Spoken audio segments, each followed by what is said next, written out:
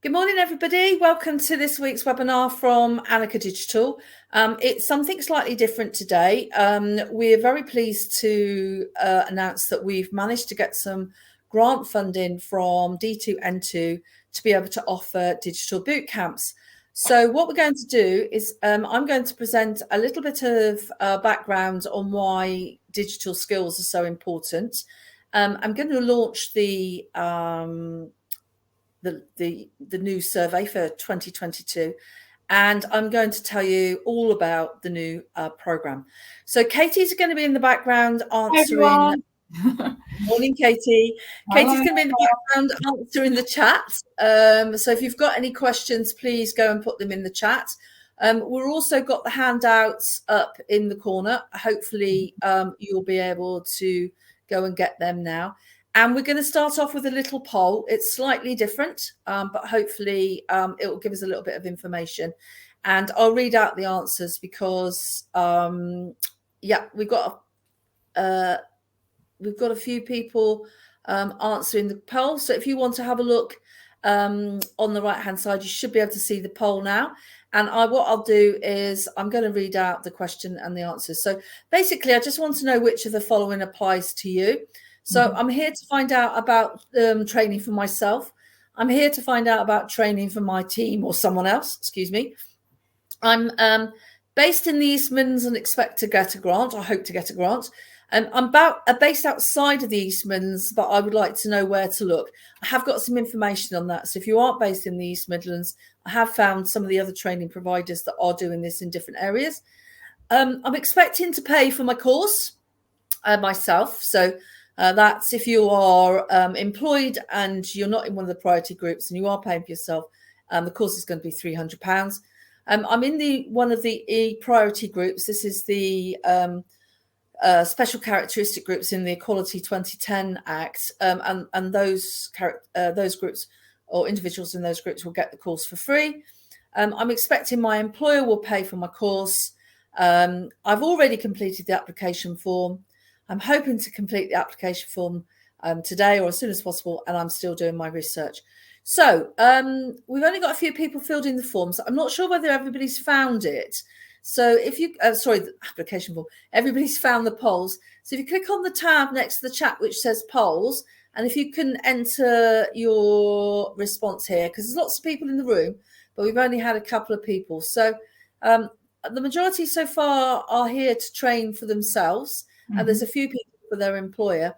I think that's about all the data we can get from it at the moment, Katie. We haven't got too many actually. I'm not sure whether it popped up right at the beginning when people were, and they may have closed it down by mistake. But if you can still go in the polls, that would be brilliant because we could collect the information afterwards.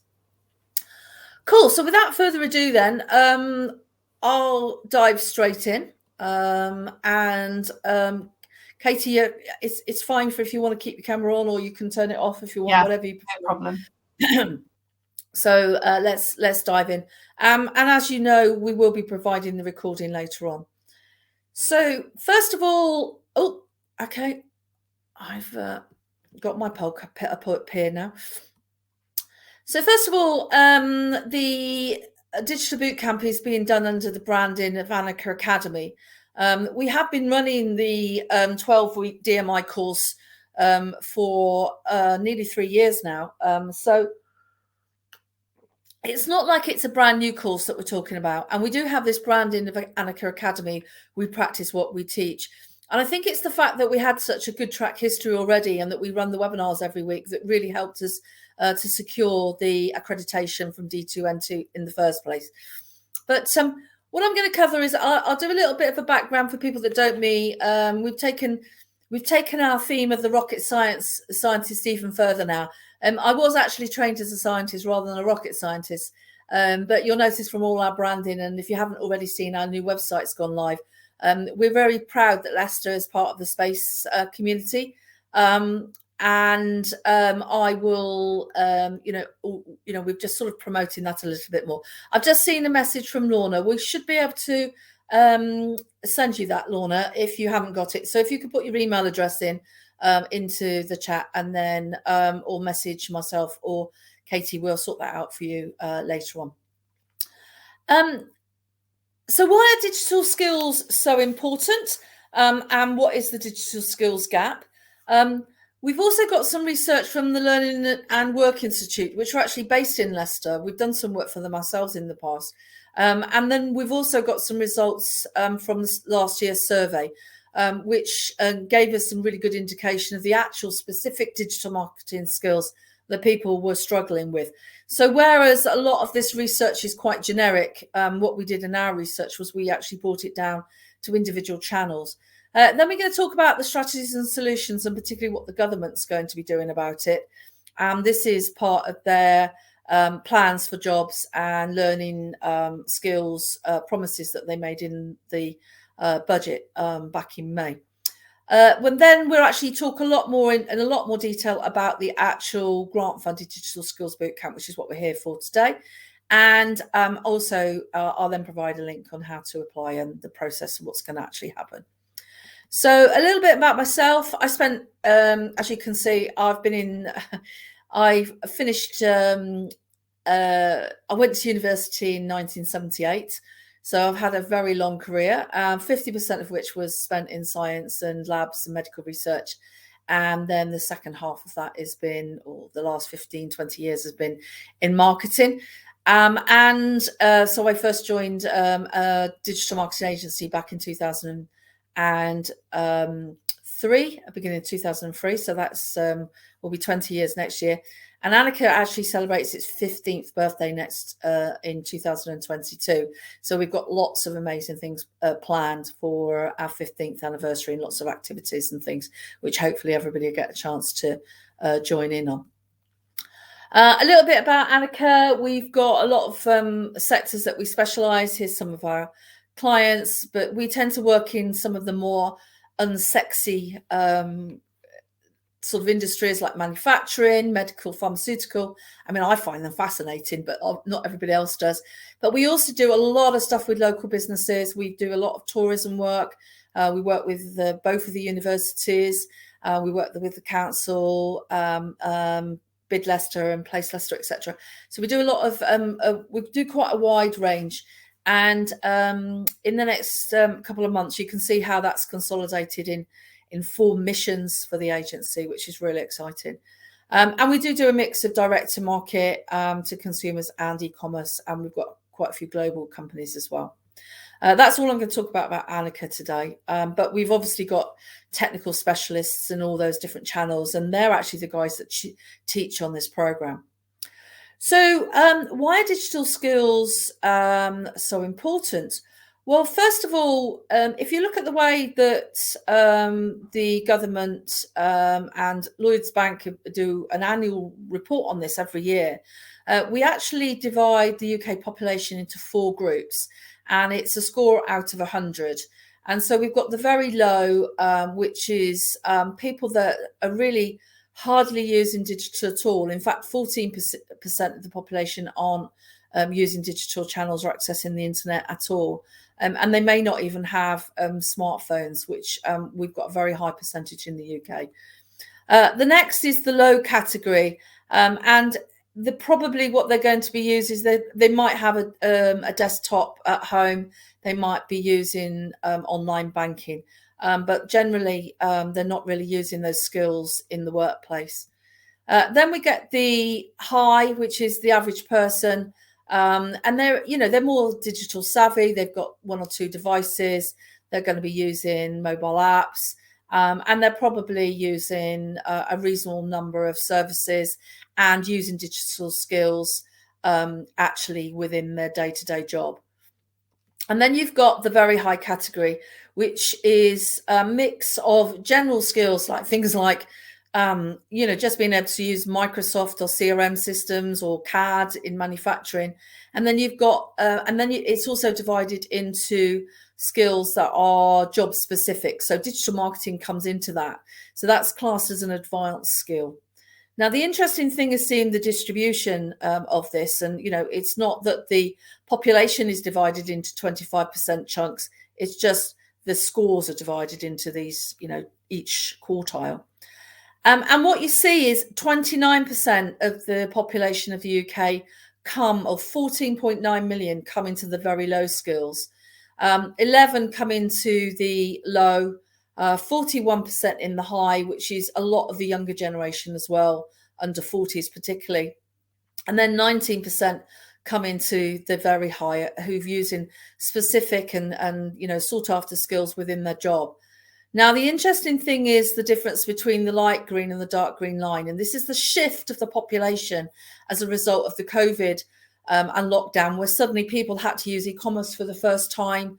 They were having to use tools that they never used before, and they were having to communicate through Teams. And so we saw a significant increase in skill levels as a result of COVID, and also as a result of the fact that now we've got so many people working remotely. And of course, that's going to happen again. I think today those new regulations have been triggered because of the Omicron variant.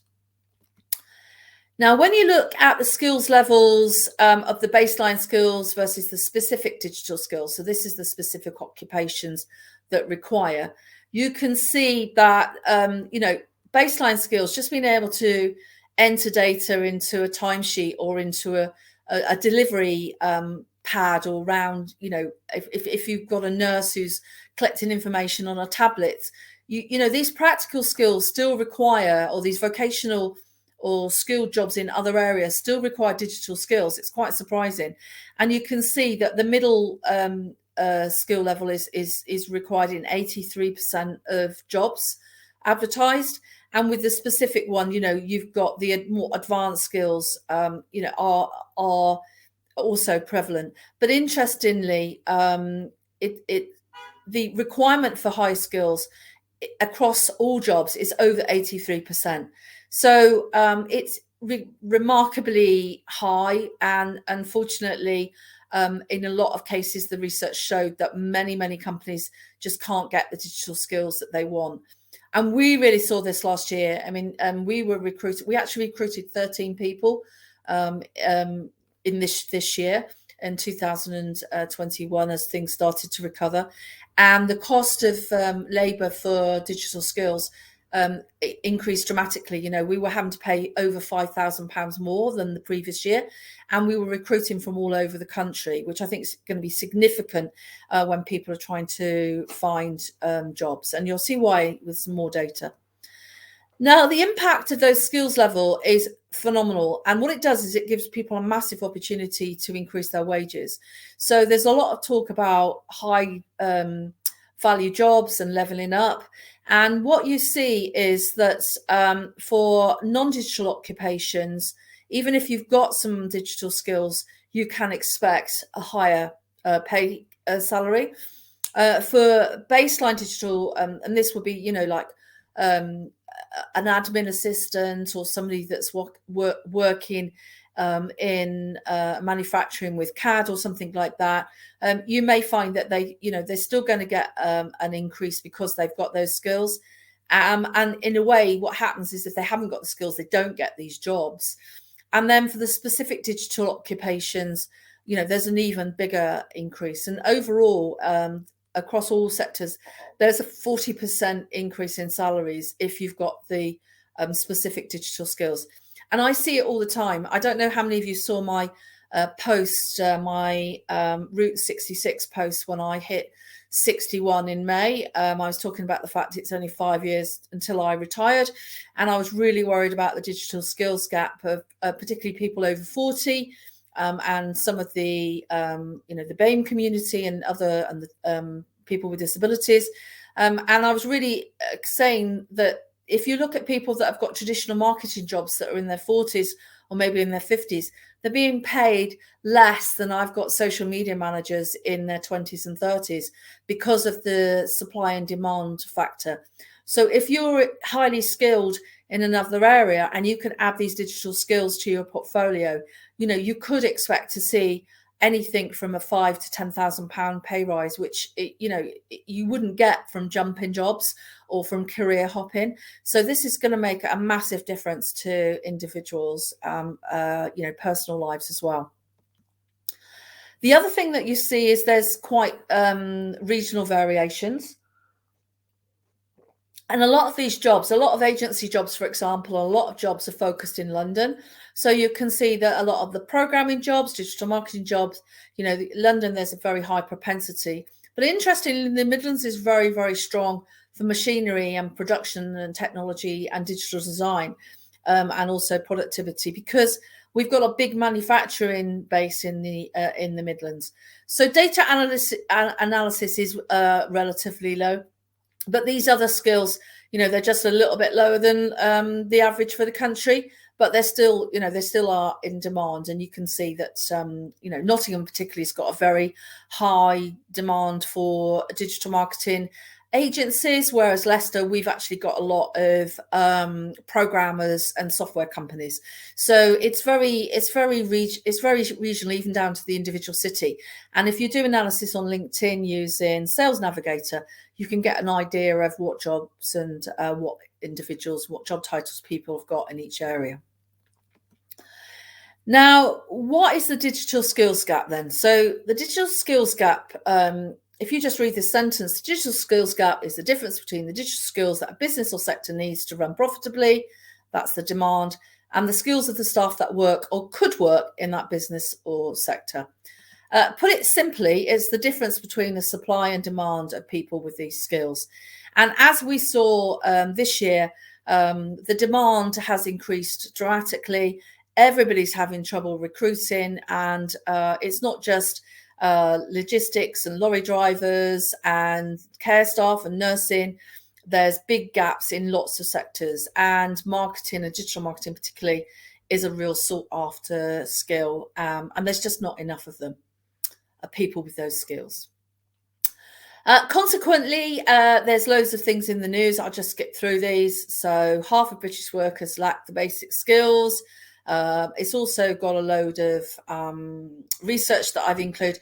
I haven't updated this research. I did this research a couple of months ago because I wanted to focus the work of the presentation on what we're doing about it. But this is the government's research on the data skills gap. This is Tech Monitor about the Queen's speech and what was promised in the Queen's speech, which was back in May. I've got a slide on that in a minute as well.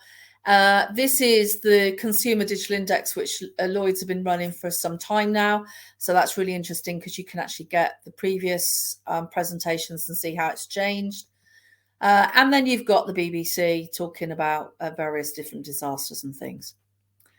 The big bit of work, which I think was really interesting, was, and I've got the video here, which is really interesting. It's actually quick to watch the video. The actual report is over 100 pages long, and I've grabbed some of the slides from this.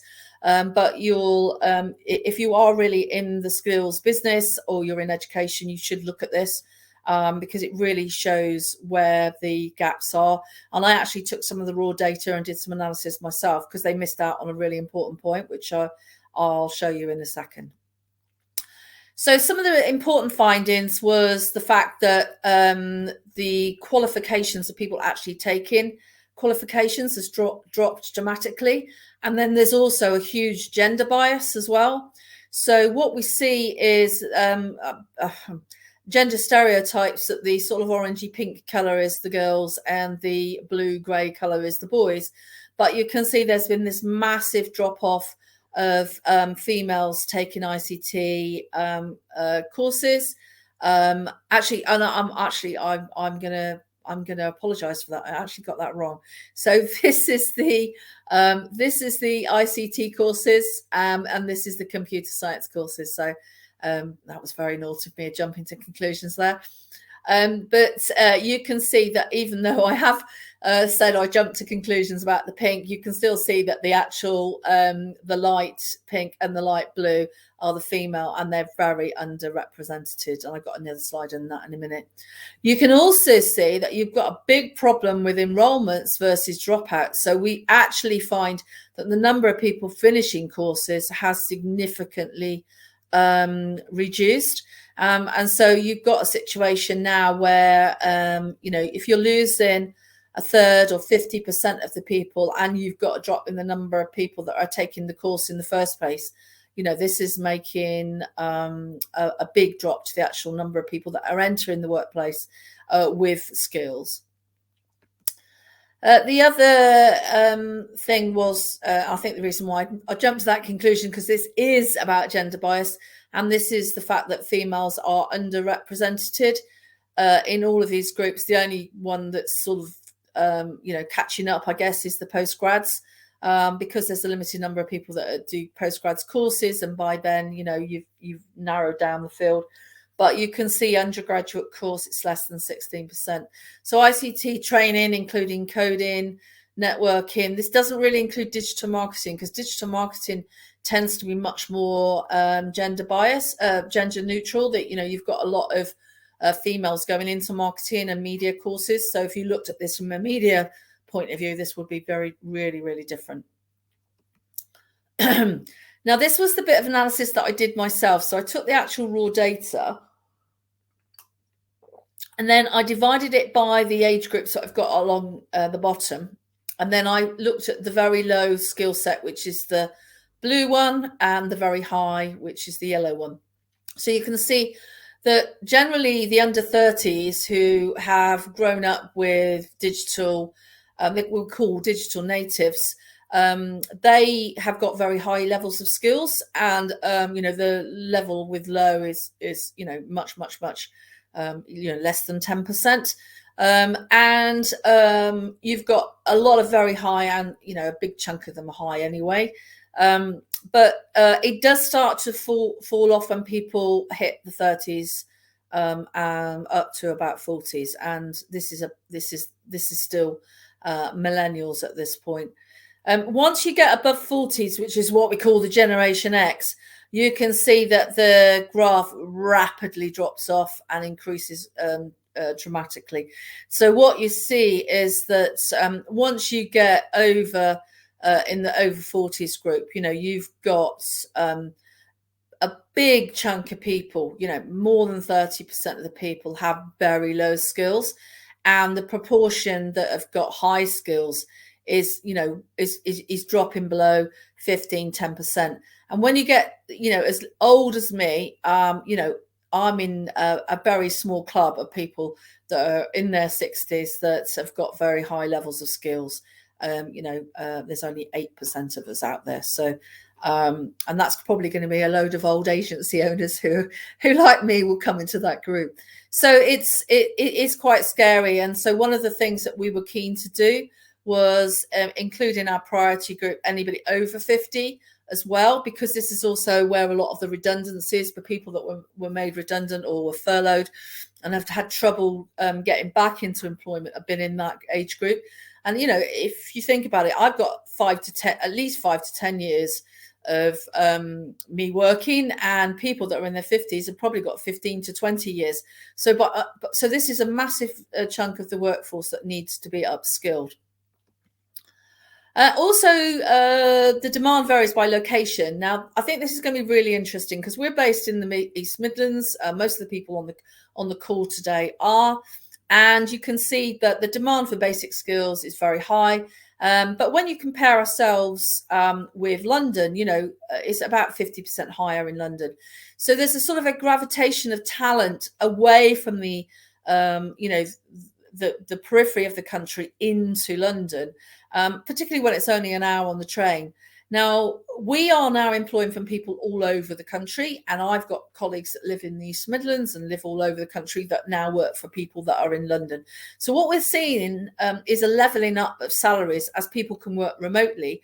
And we actually employ people from all over the country. We've got some people from Watford, from Yorkshire, from Stafford, loads of people from Nottingham.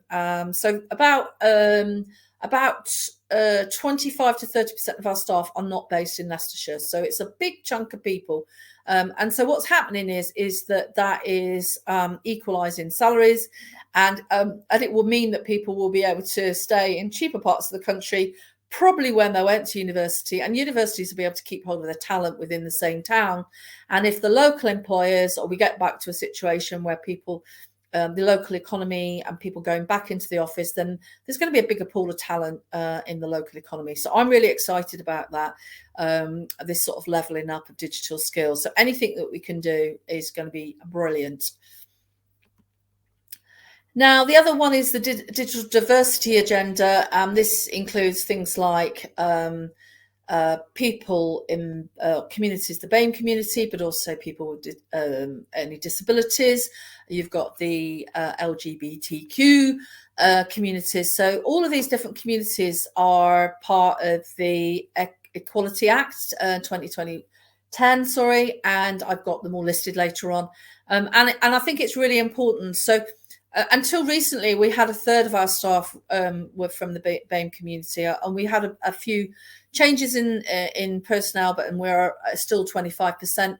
But if I speak to any of my any of my other agency colleagues that are founders, you'd be lucky if there's 5 or 10% within those agencies, and their gender. We're 50-50 on female, male, and other agencies are significantly lower, particularly in coding and web development. So there's a lot to be done there. So this is why these are being included as priority groups, because we want to give everybody an equal chance to join such an exciting industry. As I mentioned earlier, we actually carried out a survey at the beginning of the year. We didn't actually publish it until April, so we want to do it a little bit earlier this year. So I have actually got a link for you to click on the survey. So that would be great if you can click on the link and keep it in your browser and complete it later. It does actually, there is a prize draw associated with it as well. But I'll just show you some of the results that we found from the survey last year. And obviously this year we'll be able to compare if there's been any changes. So first of all, it was who was doing your marketing.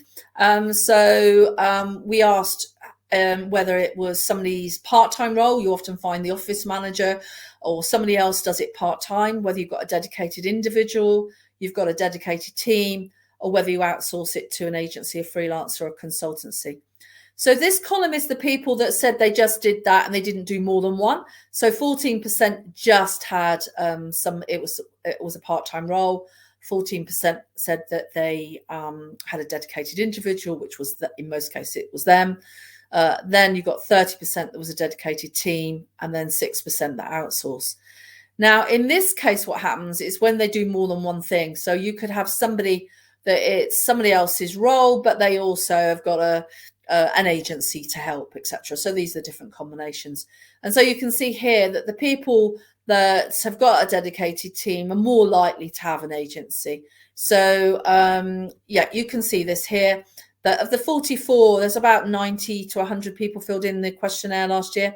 Of the 44 that had a dedicated team, 80% of them employed 10 or more people. So it looked like that, you really only started to get dedicated teams with the bigger agencies, but it wasn't everybody, because there were some small e-commerce shops which used an agency as well. So it wasn't a universal factor, but that was definitely statistically significant. And then about 30% of the companies outsourced to a third party. And it didn't really matter what size they were and what staff they were. They were, you could be really tiny and you'd use a freelancer or an agency because you couldn't do it all yourself, or you could be massive and also outsource as well. The next question was around digital marketing knowledge.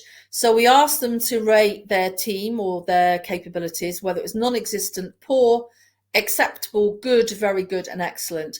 So the strongest performers are the very good. So this is the ones marked in green, the green square. And 28 respondents, or 31% of the organizations, said that they regarded themselves as excellent or very good. And there was absolutely no impact on the size of the turnover. So there's no correlation at all between those two. But 64% of the ones that said it was good or excellent had their own dedicated team. So it seems to be that once you get your own team, you take in digital marketing seriously. That's the point that you start to actually value digital marketing, and you make sure that you've got, good internal capabilities. Now, at the other end of the scale, where we had weak performing. Again, this was, 37. So we had almost a bell curve here of a third were weak, a third were good, and a third were strongest.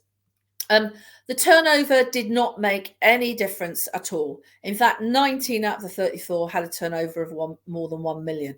So you can be a big company and have a really rubbish digital marketing capability. It does not reflect that at all.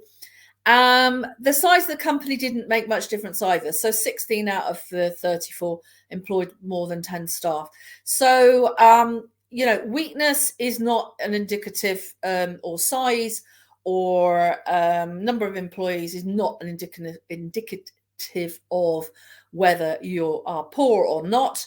However, having your own team, even if you're little, tends to be when you start to see improvements. I thought that was really interesting. This is more a breakdown by levels by channel. So the more green, it means that they have got knowledge or highly proficient. Blue means they outsource it, so you can almost sort of ignore the ones on the right-hand side. So the more red you've got, the poorer, and the more green you've got, the better. And that tends to be related to internal proficiency and expertise. Now, what we see is the basic stuff around owned and earned media. Most people would have heard us use the term paid, owned and earned, and technical or poet. But the stuff that, you're not paying for, you do, it's the traditional stuff, getting your website right, getting your branding right, getting your email right, organic social, making sure you've got analytics, content marketing, search engine optimization. These tended to be the ones where they are good. And even things, customer CRM systems and traditional marketing came into that group. All the paid stuff, the digital PR, all these sort of newer channels, the more complicated technical channels, were the ones that were more difficult. I was surprised by digital PR, but again, PR is quite a specialist thing as well. So these really specialist ones, paid ones, conversion rate optimization, marketing automation, were the ones that were really poor. And interestingly, that's the ones that most people were outsourcing to agencies, because you can see they've got the highest level of blue. Most people weren't doing Amazon and marketplaces because we only had about a third were e-commerce, and digital and TV radio, that really didn't apply to most people. So I have changed the questionnaire slightly. So I've included a doesn't apply block as well, because I think that just distorted the figures. But you can see there's really three groups. There's these ones which most people aren't using. There's these ones here that people are pretty rubbish at, or they grade themselves as being rubbish at. And then you've got these ones which are the sort of traditional marketeers that have, moved over into this and, manage the website, manage the content, manage the email. So if you just look at these, this just shows you which ones have got the in-house skills are in-house and are highly proficient, email marketing, content marketing, organic social. So these are the ones that I just talked about. And then these are the ones that there's no knowledge, they're not applicable, or training is required. And I think the first two, they're more not applicable. But these ones, marketing automation, conversion rate optimization, paid display, video. Now, interestingly, some things like paid search and paid social, it was really polarized. You were either really good at it or you weren't good at it at all. So some channels like that, either companies are using really heavily or they're not using, and therefore that really reflected their skill sets. These are the people that were using agencies. So digital PR was the highest, web design and development. I mean, most people don't actually do websites very often, once every few years. And you can see the types of services that people were, doing themselves. This is likely to be technical SEO that people were outsourcing. So it's all the really techie stuff that people were trying to do. And then things like brand and creative, where you just wouldn't necessarily have those skills in-house. So, it's definitely very much that people will do their own content. And I've said this to a lot of people, you can easily employ somebody that can do writing, that can write emails, write blogs, etc., write for SEO, write organic social. But these are much more highly skilled and much more in demand and difficult to train on. So what I'm going to do is I'm going to bring out the link. So if any of you would kindly complete the survey for me, that would be brilliant. I'll keep the link at the top. So you can click the enter now and put it in your browser, or you can see it's at the top right now. And then you can do that later. That would be amazing. And if you could share, and then there is a chance to win a day's worth of consultancy with our experts. The guys that this year were Hagues, actually, that create playground equipment. They actually had 4 2-hour sessions, or 4 1.5-hour sessions, or 3 I can't remember what it was now, but they either had 3 or 4 sessions. So they had it with myself and Ed. They were really interested in the analytics, marketing automation, and they're tracking a little bit about their paid search. So they really took advantage of it. So you can either, if you win out the hat, you will either win a day's worth of consultancy, or you can have £100 worth of vouchers either for yourself or for a chosen charity. So hopefully some of you will be able to take advantage of that today.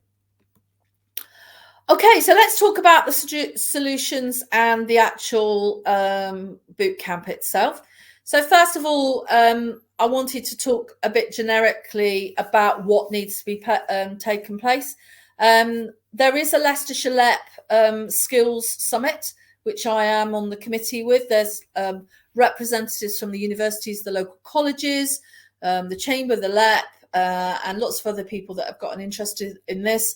And that's one of the reasons why the LEP has been able to get originally the project was Derby and Nottinghamshire, but now Leicester and Lincoln and Rutland are also involved in this particular project that I'm talking about. But there are strategies around what we can do and how we can help, and all the different courses and things that free courses and free training that are put on by the Chamber and the LEP. A lot of it's been funded by ERDF funding, which of course runs out in most cases in March. So what we need to do is we need to eliminate the digital poverty by providing access and devices and affordable broadband connections. And I know O2 and a couple of the other telecoms provider are helping with that. There's also a Leicester scheme to bring in your laptops, which I know the LEP are behind. I know Fiona from the LEP was talking about that at one of the last committee meetings. I'm not sure whether Katie will have a link to that, but there is a place where you can bring in your old devices, laptops, mobile phones, etc., to help with local schools and kids that need access to devices. There's also various mechanisms to boost training in digital skills at all levels. So this is demographics, locations, and ages. And encourage uptake of courses. So you'll see what the government are doing with that from the budget. There's also a lot of gender inequalities, and this is a general issue with other STEM subjects as well. And also you've got the digital discrimination for minority groups. So I sort of term this, I sort of created this term digital discrimination. I'm not sure if anybody else has used it. And I know that minority groups is probably not politically correct. I think they're called protected characteristics in the Equality Act. I'm having to learn all about the right terminology on this. And then we've got the geographical inequalities. So this is why the LEPs are getting involved. You know, Leicester Gateway, but you've got D2N2, and then you've got the one, we've got the Cambridgeshire LEP and Peterborough, I think it is. So all these local enterprise partnerships are a really conduit, and the chambers as well, for funding. Probably existing projects are funded by ERDF EU money, but as the Prosperity Fund trickles in, and I know Leicester's got a big chunk of money, it was one of the 10 locations that's got all the money from the Prosperity Fund. So what's the government doing?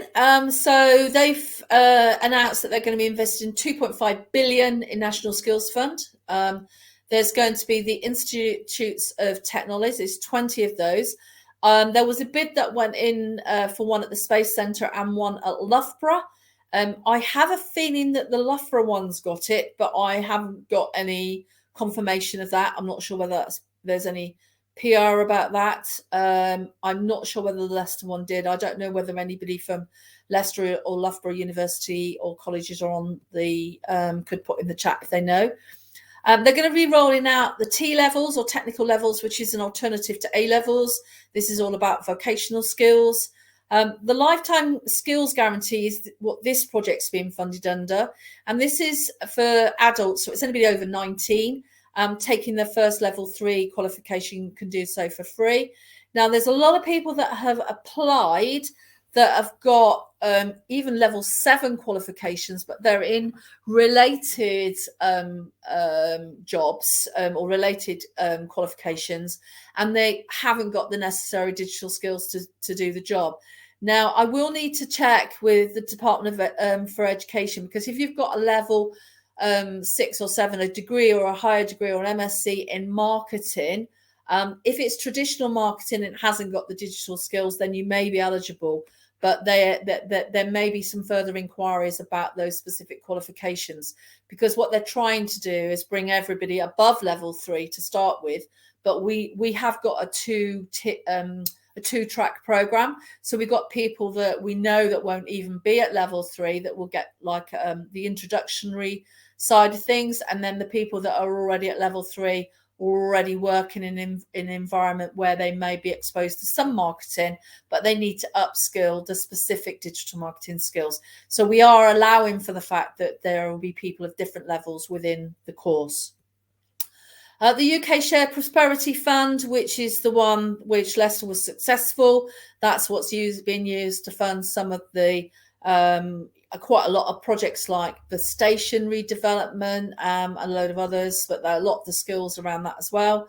And then you've got the apprenticeship levy. So one of the other things about this program is that it's about getting people into jobs or into apprenticeships which are relevant to their skills. So it's career progression and employability. So one of the things that we are graded against, and actually we don't get funded for, is we need to make sure that everybody gets a job interview or gets an interview for apprenticeship or gets an interview within their existing employers for some sort of promotion or a different role within their existing employer. So the government-funded skills bootcamp, this one would be useful to go into the chat, please, Katie. They're actually funding a number of sectors. It's not just digital. So we've got construction, digital, engineering, manufacturing, green skills, HGV and driving and rail. I suspect that the care industry will be added to this because there's such a shortage of care workers as well. But these are the ones that they're prioritising. And if you go onto this link, you can also see all the providers and all the coordinators. So I have tried to do that for the digital skill ones. So you can see that there's a number of providers that have multiple sites are available remotely.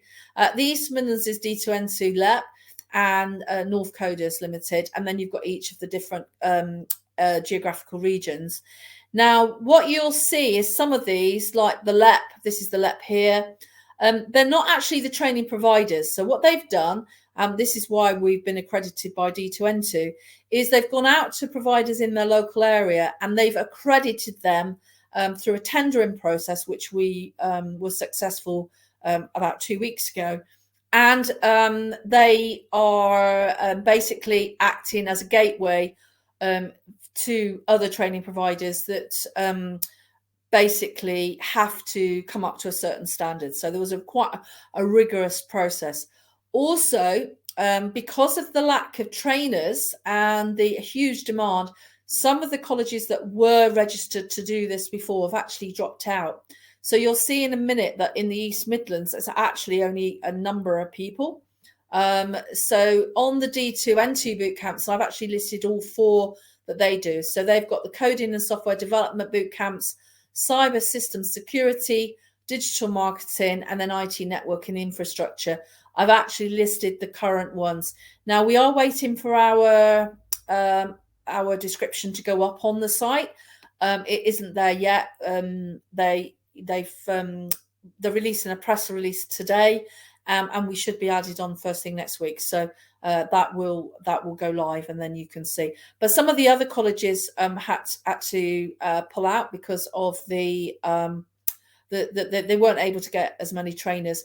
Whereas, we're in a very lucky situation that we've been running the DMI course all the way through lockdown and over the last 2 years.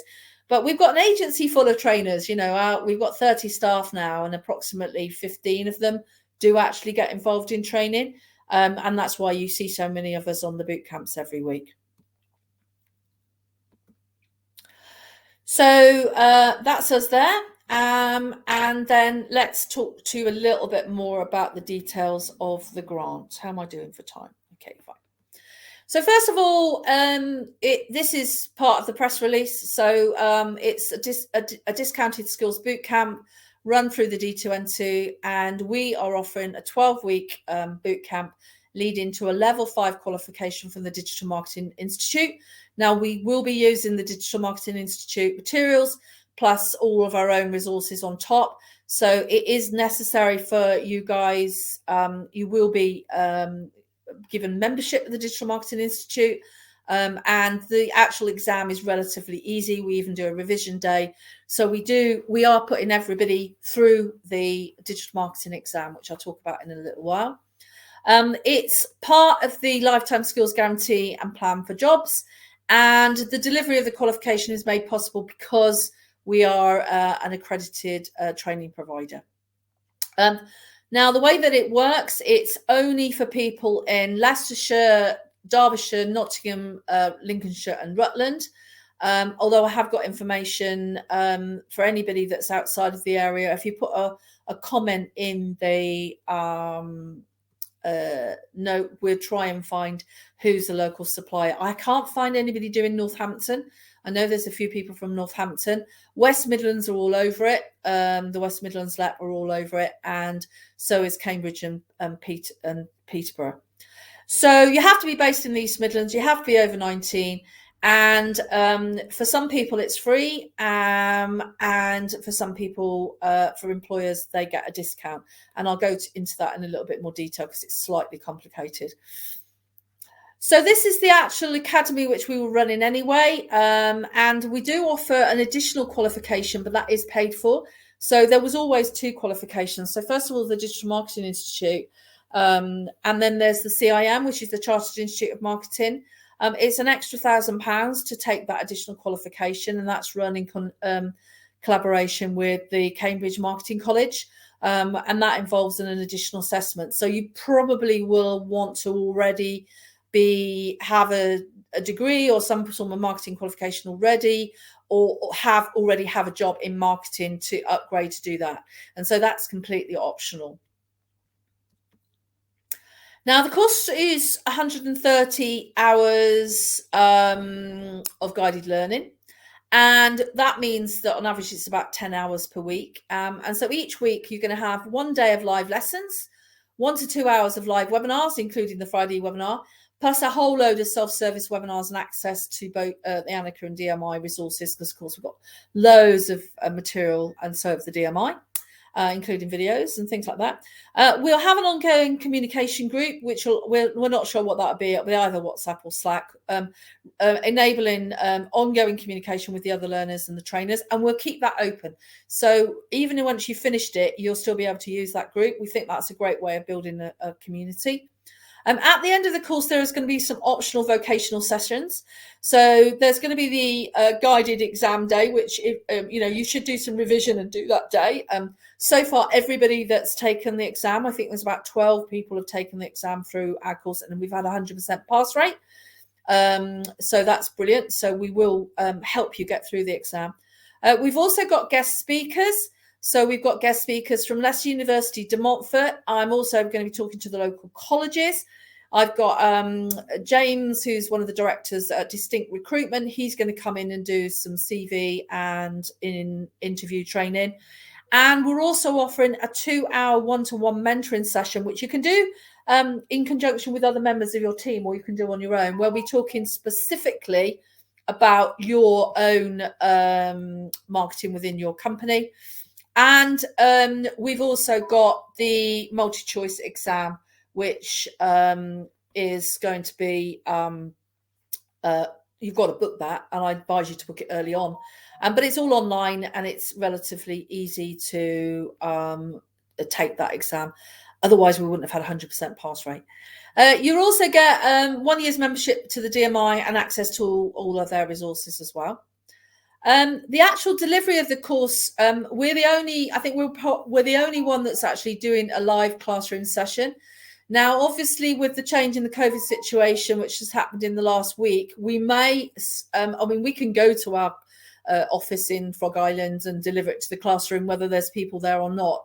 But effectively, we've got about the places for about 15 people to come live, and it will be live streamed simultaneously. And then you also, if you aren't able to join on the Wednesday session or the live session, you've got the option of catching up afterwards. But unfortunately, because we have to make sure you complete the course, you do need to watch that video recording in 2 weeks. Otherwise, we will give your place to somebody else, because you need to finish the program on time. It has to be done by the end of March because of the funding. Otherwise, we need to allocate that. We need to keep people on track. And then Friday morning, you'll also get the normal Friday morning webinar, which will go back to weekly next year. Then you've got the guided revision day, which is for the DMI course, which obviously will help you get through the exam. These are the actual training modules, which is the same as they were last year. So we cover the 10 essential elements of digital marketing. This, I'll actually show you the dates in a minute. So you will get a certificate of attendance if you satisfy the 130 hours. You will be able to book the DMI course, and that will give you a level 5 SQA accreditation. If you want to go and look it up online, it's the Certified Digital Marketing Professional course. And then you can also pay to upgrade and do the CIM course as well. That I would only recommend a small number of people to do that. You then got the recruitment ready workshops. I actually have just gone through these, and this is all about helping people to go on to the interview stage or further education or an apprenticeship. You've also got the opportunity to take additional free exams like Google Analytics and Google Ads. We can sort of guide you through that as well. And then this is probably one of the most important slides, and that's the actual costs. So first of all, if you're in any of the priority groups, I have got a list of all the most of them anyway, from the Equality Act. You'll get 100% grant funding for the course, and Annika will subsidise the cost of the DMI exam. So basically, for every learner, we have to pay the DMI a fee, and we get it's equivalent of about £2,000 for every learner from D to N2. So we will actually subsidise the cost of the DMI for that particular group. So learners who are self-funding the course but are currently employed, you will contribute £300, including VAT. Now, the course itself is free, so the actual delivery, but we are contributing towards the cost of the DMI exam. So that's what that £300 is towards. You have to contribute because we can't deliver the course without materials, and we can't deliver the course without paying the DMI. So that's part of the deal with the DMI. But you are getting 100% grant on the course, and it's just the DMI element that there's a contribution for. And if you're struggling to pay that, we can pay it on credit card. We've got payment terms and things. So anybody that is self-funding, that isn't in the priority group, or their employer's not paying for you, if you talk to us, we can organise that with you. Now, there are employers that actually want to train their existing staff, and they only get a 60% grant, which is £600. And then we're just charging £150 towards the cost of exam. So that just rounds it up to £750 plus VAT. So this is really for the employers. And I know some employers want 3 or 4. Now, we have only got 25 places at the moment. We're hoping we'll get more in January, or we'll be given permission. And we know that as of this morning, we already had 11 people signed up. So there is a sense of urgency with this. We will put a waiting list together. So please, if you are interested, please do try and sign up today. We think that all the places of the first 25 will go today, and then we'll have to go back to D2N2 and ask for some extra places. These are the priority groups which will receive a free place. So this includes unemployed, people that have lost their employment, people that are returning to work from childcare, etc. Young learners under 24 and older learners, the BAME community, disabilities, any health issues, LGBTQ. We're not doing this for females only because women are equally represented in this sector. So only females within these groups will get it for free. Otherwise, you either have to pay yourself or get your employer to pay. So I don't want there to be the male members of the community be disadvantaged just because of this. So we try to make it as fair as possible. And then how do you apply? So basically, you need to complete the application form. I'll bring that up now. So you've all got the link. So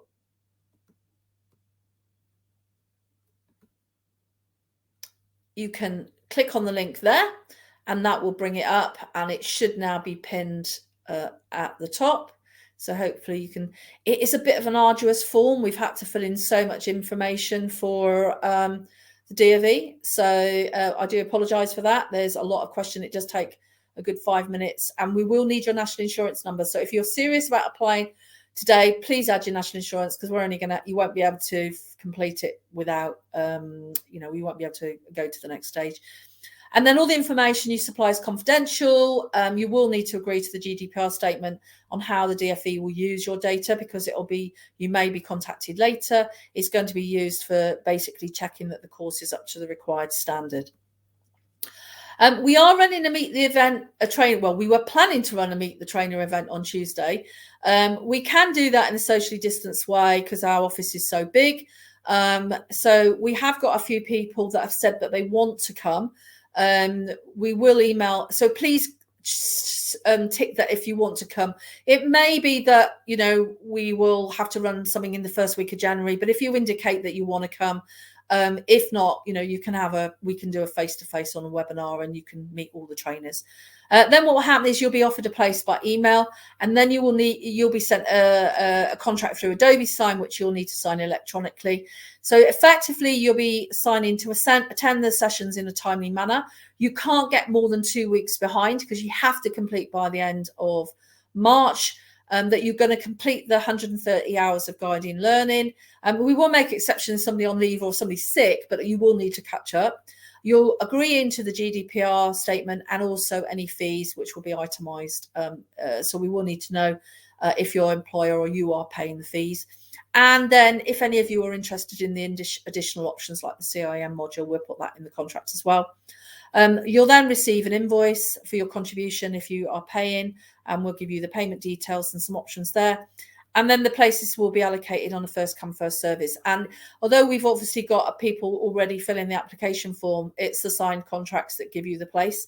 So as I said, at the moment, unless somebody can tell me differently, we had 11 when I came into this. So I'm not sure whether Ange or Katie can update if we've had any more this morning. So once you have we've got your contract, you'll be contacted by Lucy or Katie, who are part of our customer service team, and they provide you a learning pack and details of all the induction sessions and the learning table, which I have got again. 12 now, wonderful. So nearly half the places have gone. That's amazing. Considering we only advertised this sort of 2-3 days ago. You'll then be given access to Anika's Academy, Anicca Academy Learning Portal, where all the slides and resources are available. You'll be given registered on the DMI portal. You can be given access to the video library, and we'll start feeding the webinars to you. And then on a weekly basis, you'll then you'll get access to the webinars through our big marker platform, which is what you're using now. So you'll all be familiar with that. And then you'll also get the video recording sent to you via email, and then you can log in to get that as well. And then this is the timetable. So the actual training starts on the 12th of January, which is enough time to do all the inductions and all the sign-ups. And if any of you, can't make an individual, you can obviously see the recording. It does give us a couple of weeks to people to catch up at the end, and then the course needs to be completed. You will be obviously watching an induction or introduction video at the beginning of the week. So we know that we're going to have some learners that have never done anything on this before. And most of these courses have been covered previously on our own webinars. So we'll put them in prep, and then you'll also join the Friday webinar. So somebody has asked about the courses carrying on. At the moment, we know that this tranche of funding ends in March, but the ERDF funding hasn't been used up and could be extended. The fact that that the LEP and the Leicester Prosperity Fund has been, well, Leicester's got the Prosperity Fund, and I think part of Derby has as well. We are expecting this to carry on afterwards, but we may have to retender, or we may, be allocated additional learners. So really, if you can't make it this time, you may get a chance later on, but you don't get free training very often. In all the years that I've been doing grant-funded work, websites, projects, I've never seen training funded ever before. So this is, in 20 years of doing this job, this is the first time. I completely agree with Anne on that. So true. The video's not showing, Katie, if you're joining us. Coming back on. Yeah, I've been in the industry 20 years and it's a first for me. So that's it, really. So if you still want to apply, you can apply top right. Have we got any more questions that we've missed? I've seen you've been answering lots and putting in the links. Has anybody got any other? There's one in the Q&A. I think it's Sharon has asked about the fact that she wouldn't be able to attend on the Wednesday. Well, it doesn't matter. You can get the recording. The only disadvantage of not being there in the live meeting like we do these webinars is that we can't see your questions. And so if you have got something, you'd have to message us on WhatsApp or Stripe afterwards. But we know we wanted to make this something that people that are working full-time, who are really unhappy in their current job and are going to fund it themselves because they're looking to move, can do it at weekends and the evenings. Or if you've got childcare or you're a shift worker, we wanted to be able to make this course completely, free to do whenever you like. But we wanted it to be hybrid because we know that the hybrid model works, having run it like this for the last 2 years. It really is better if there's a classroom and people are asking questions, and it's much more engaging.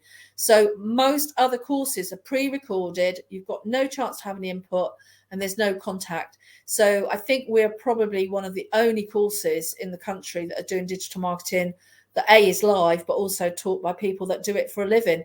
Yeah. And even the DMI courses, it's quite, although it's brand new, it's only a few months old, they still don't do it.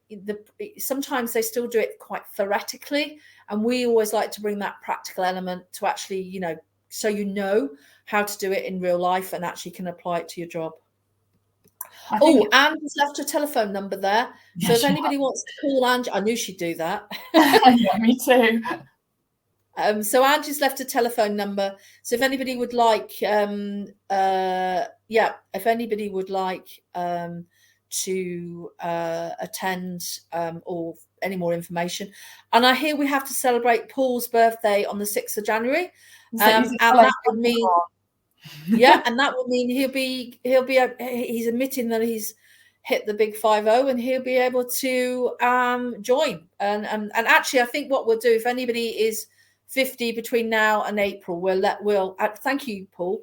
If you're going to be 50 between now and 1st of March, we'll sneak you in that category. Anything else we need to do, Katie? I think we've covered everybody's questions. I know we've gone past 10 now, haven't we? Yeah. So thank you very much for joining us. We will sit this video around later on. Apologies, there will seem to be a bit of a technical problem with the people not getting the video from last week. I will go and check that, make sure there isn't an issue with that. I'll look. Yeah, and then we'll also put this on the website. So this will be recorded now, so people can see it. If they join a bit later. If you're going to be 60 in August, Lorna, you're already you're joining the higher skill over 60s club like me, and you'll absolutely be eligible. Thank you, Rita. It's very kind of you. I'm hoping that you're going to be able to share this with some of your students. Actually, that's a good point. So if anybody's involved with any of the colleges or universities, we are hoping if we get the additional money, we'll be able to do a fast track course in the summer for students. So we are talking to DMU and Leicester University already. But if anybody's from Loughborough or any of the other colleges and you're interested in, assuming that we do get the grant again or get more funding after April, we do plan to run a fast track course in the summer for anybody that's recently graduated. Thanks very much, everybody, and I will I'll hopefully see you very soon. Thank you. Thanks, Katie. Bye, everyone.